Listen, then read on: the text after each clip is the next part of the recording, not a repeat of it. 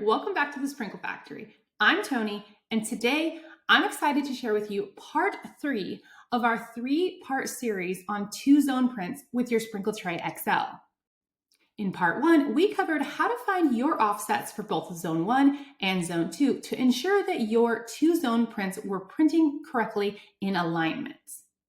And in part 2, I shared how to use our Canva templates to quickly and easily split any long image into 2 perfect images for use with printing 2-zone continuous prints. And now for part 3, we're going to take everything we've learned and combine it into one demo print of this 2-zone print process on a cookie with Eddie. Without further ado, off to the computer. And again, today I'm printing on my Mac for this tutorial, but if you're using Bartender, don't worry, it's the same process with the only change is you need to open these images up in Bartender and make sure you've set your pages to 4.5 by 4.5 if you followed our Canva tutorial to create them.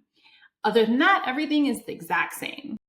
As you can see, I have everything pulled up here on my desktop ready to go, including my 2 prints for this tall hamburger that I have split into 2 following that Canva tutorial in part 2 of this video series.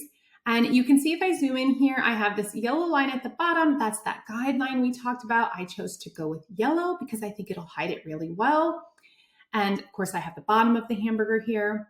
But before we get started, I need to make sure my offsets are correct. I'm going to be starting with Zone 1 and printing the top of the hamburger, so I need to make sure my offsets are set to my Zone 1 offsets, which we found in video 1.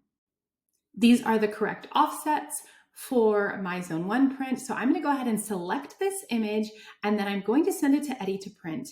Again, I just need to select File and Print, and double check that my settings are okay. I already have this set on 4.5, and this is what I'm using for my print quality. You can adjust yours as you see fit, but I'm gonna go ahead and send this to Eddie.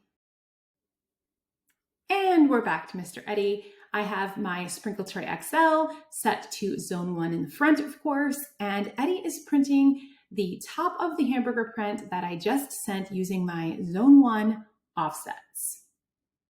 Once he's finished up, we'll head back on over to the desktop so we can print the bottom half of this hamburger here. But before we send it to print, we need to make sure we set our offsets to our Zone 2 offsets, of course. So I'm going to change mine to my set, which is 58 and 13. You may have found that yours needed no adjustment between zones. If so, you can skip that step. So let's go ahead and send this to print just like we did before. I'm going to use the exact same settings. I'm going to switch my tray to Zone 2 here and tell Eddie to print. By this point in video 3, this process should feel quite familiar and comfortable to you because it is quite repetitive. I feel like I have said the same thing over and over again. Print, offset change, print, offset change. I think you guys probably have it by now. But look at our hamburger. It's totally worth it. How cute is this guy? And the alignment is perfect. Chef kiss. So let's print on a cookie. I've let my ink dry for a few seconds since I've got a lot on that tray before placing this silicone liner here, shiny side down, onto my tray. And then I'm going to grab my cookie, or rather my Faker Baker that I've made for testing this design here. And I'm going to just visually line it up on the tray using that underprint as well as the line here. It's a little hard to see in the video, and honestly, the hardest part was trying not to get in the way of the camera when doing this, but you'll be able to see yours a lot better from overhead. I'm skipping over the computer bit for the rest of this because there's really no need to watch that process over and over again at this point. I'm choosing to print on Zone 2 first this time because my sprinkle tray was already set on Zone 2. If that bothers you or if it's going to throw you off on your routine, you may want to start with Zone 1 first, but it really doesn't matter as long as you have the correct offsets for the zone that you're printing. So Eddie's finishing up our hamburger here, and I'm quite pleased with how this is turning out already. And then one last time, we're going to move the tray to Zone 1 and print the Zone 1 image with our Zone 1 offsets. And you may have noticed in this video, I'm using a custom Faker Baker that is set to the exact size and proportions of our tall hamburger design. And not only do we frequently use these so we can be less wasteful as a whole, but I specifically am using this in this video because, quite frankly, there is nowhere to hide any errors. The Sprinkle Tray XL has to get it right or you're gonna see it.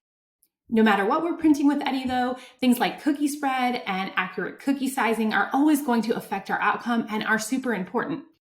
But as for this hamburger, he is putting our Sprinkle Tray XL and Eddie to the test. I am absolutely loving the outcome of this 2-zone print with our Sprinkle Tray XL. And look at those lines. You cannot even tell this was a 2-part print. And that's all for now, guys. I hope you guys are ready to dive in and try one of these 2-part prints with me. Until next time.